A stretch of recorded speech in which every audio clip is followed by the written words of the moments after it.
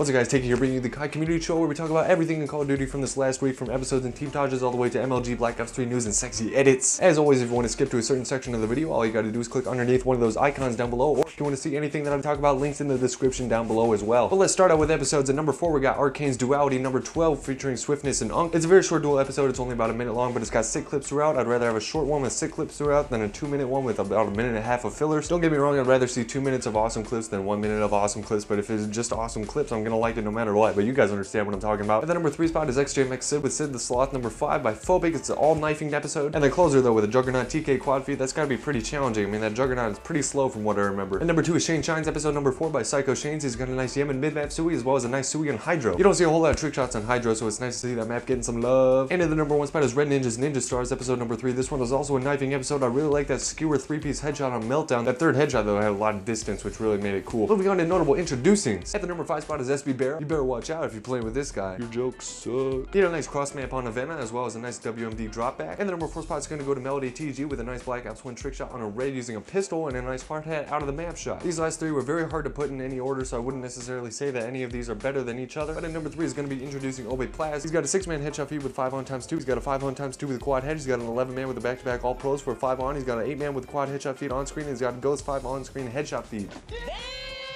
At number 2 is Cold Gears by Obad. He's got a nice right shield bounce on Turbine, a World at War flamethrower swap cross map, a radiation backdrop, and a COD 4 out of the map shot. And at number 1, going back to Obey, we got Obey Ranger by Ego. He's got a triple pro with ACOG on Hanoi. Hanoi, really? A 4-weapon quad feed, a 5-man headshot feed, and an 8-man with a 5 on screen with a stakeout. Going on at notable team tages. At the number 5 spot is going to be Surf's Up Wave number 9 by John. They have a nice hijack bottom boat wallbang Sui as well as a nice Karachi WA 2000 shot. The number 4 spot is going to go to Beyond Our Limits number 2 by Fiber and Flame. It's a great knifing team tage altogether, getting those 5 on screens with those Tommies and those TKs and those skewers and all that good stuff. The number 3 spot's going to go to WWK with their Obey RC response. They have a bunch of ricochet tubes as well as some sniping in there, but mainly ricochet tubes. I love the RT shots on Hazard as well as just the general variety in this team tage. Number 2 is going to go to S6's Obey RC. They got a COD 4 bounce wallbang, a 9-man with 5 on screen × 4. They got a trip swap red gun 6-man. They got a gun glitch 5 on screen, which is all very unique clips that you don't see very often. The number 1 spot though is going to go to Air's Cams number 45 by Oxy and Alo. They got some nice World at War Suis that everything in here is pretty much across the map or a long distance wallbang. I mean, what is this shot right here? What is this? Can you explain this to me? Can someone walk me through what's going on here? I went into a little mini coma because I didn't understand this. But that's it for team tages. Let's get into the best clips of the week. At the number 10 spot is going to come from Brave's Kill Cam of the Week episode number 4. It's an out of the map shot on Aftermath. If you ever see a clip on Aftermath, you know it's going to be something good because you don't see clips on Aftermath that often. At number 9, I had it tie because there's 2 very similar shots. We got one from FaZe Agony's Top Bangers number 22, the other one from Flair's Kill Cam of the Week. They're both hard hat Suis off the top of the building. You guys can decide which one is better because I could not decide which one was better, but they were both amazing, super big distance. At the number 8 spot, we got FaZe's Clip of the Week number 9 featuring FaZe Jinx. We got a nice ballsy 5-man on a stage, blue, getting those lucky clips and then lucky no scope in there, making that clip look awesome. At the number 7 spot from Top 5 Plays of the Week number 107 from FaZe Rim, we got a care package stall under the map and then he tags them and then he dings them. Poor guy never saw it coming because he literally couldn't because he was under the map. The number 6 spot's coming from Top 5 Knifing Clips of the Week number 37 from BSB. They got a nice 5-man kill cam with ballistics and tomahawks.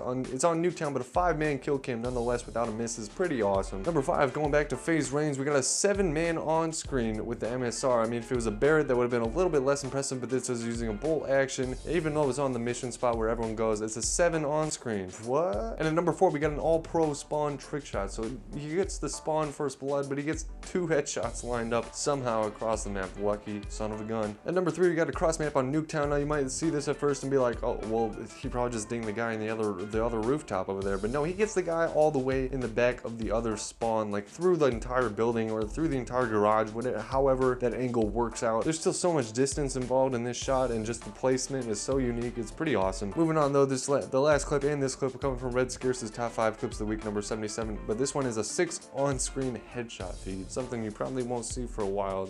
Mark my words, it'll probably come back next week, but it's still an amazing clip. And in the number 1 spot is coming from Infa's Top 5 Plays of the Week number 18. We got 17 spins this guy does on a ground for a suicide shot. Yeah, even though it's on a face-off map, he's out of the map and he does 17 spins. Not NSL, he literally drops and somehow has enough time to spin 17 times. What? At that point, I don't think he's even timing it. That's just luck, right? How can you time 17 spins? And moving on to an opinion piece, we haven't had an opinion piece in a while, but something's finally come up this last week. We got New York Times posting an article about the G Fuel or Gamma or energy drinks in general, and I see where they're coming from when they're talking about big name teams like like FaZe and such, influencing these very young people in the community. But I don't think it's quite as serious as they make it out to be. So maybe once or twice a week is not going to really hurt them at all. There's always going to be the extremes though. You should not be drinking it every day. That should be a given. I feel like if you drink it every day, there's a chance that you might end up like this. Come on guys, let's go hit a clip.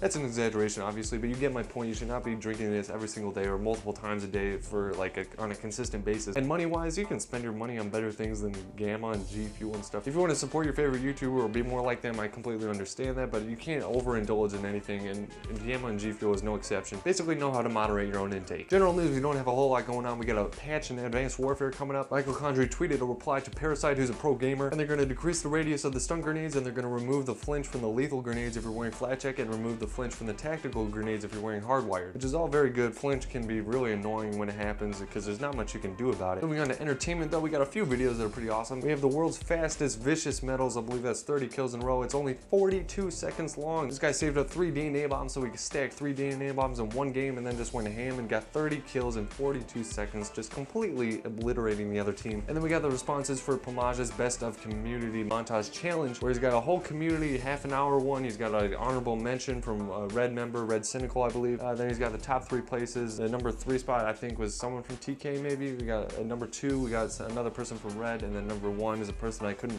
quite remember, but it was like an 18-minute long montage for number 1, which was really awesome. They were all very entertaining. I watched all the top 4, the top 3, and the honorable mention. So go check those out. Those were all really cool because they're the best clips that they've ever hit. Moving on to MLG. UMG Cali took place this last weekend, and I hope you watched it because I didn't, and I hate myself for it because it was pretty awesome from what I hear. But Optic Gaming won. That's their 3rd event in a row that they won. There's a 3-peat. Oh yeah, that's awesome. But there were a few upsets that happened in this last tournament, which is also what made it pretty cool. We got E6 coming in 2nd place. I had never heard of them before, but coming in 2nd place, they really showed that they are doing business. And then there were also some upsets in the earlier pool plays. But if you want more details on that, go to Tommy Esports channel. He broke it down from the first day to the last day, and he's got some top 5 awesome moments and top fails as well. And then this weekend we got MES Detroit, which isn't as big as the other events, but it's got a nice 20K prize pool. Not a whole lot of big teams. E6 will be there, which is pretty cool because they just tore it up this last event, so they should do really well this event because there's not a lot of pro teams here. There will be a few pickup teams with some pro players, but hopefully that's entertaining. I look forward to maybe watching it if I have time. God dang it. This little bonus section is dedicated to Marv. If my voice sounds a little different, it's just because I'm using a different microphone, but this team is really amazing. You should definitely check them out if you haven't heard of them already. They have like 130 videos, very underrated, lots of teamtages, weekly content, multiple videos every single week. They got 44 people on their roster, so they're very active, led by Expect, Bingo, Lace, and Free, all very nice, very communicating leaders. Spoken with a few of them.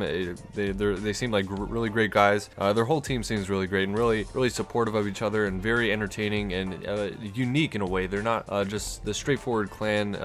They have some unique content, which is really great to see. So you guys should definitely check out their YouTube, check out their Twitter as well. Links in the description down below if you want to check those out. But definitely check these guys out. They deserve more followers than they have right now, and they're growing fast, and I'm sure they will continue to grow very fast and become more of a common name that you hear around the community. But last but not least, we're going to move on to the edits section. Not a whole lot of edits this week, only a few, but they're still very entertaining to watch. First up is Photo 2 by Kasul or Castle.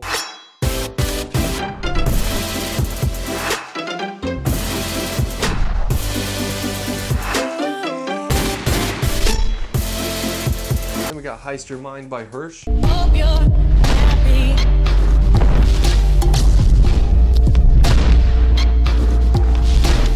And Falling by Fear.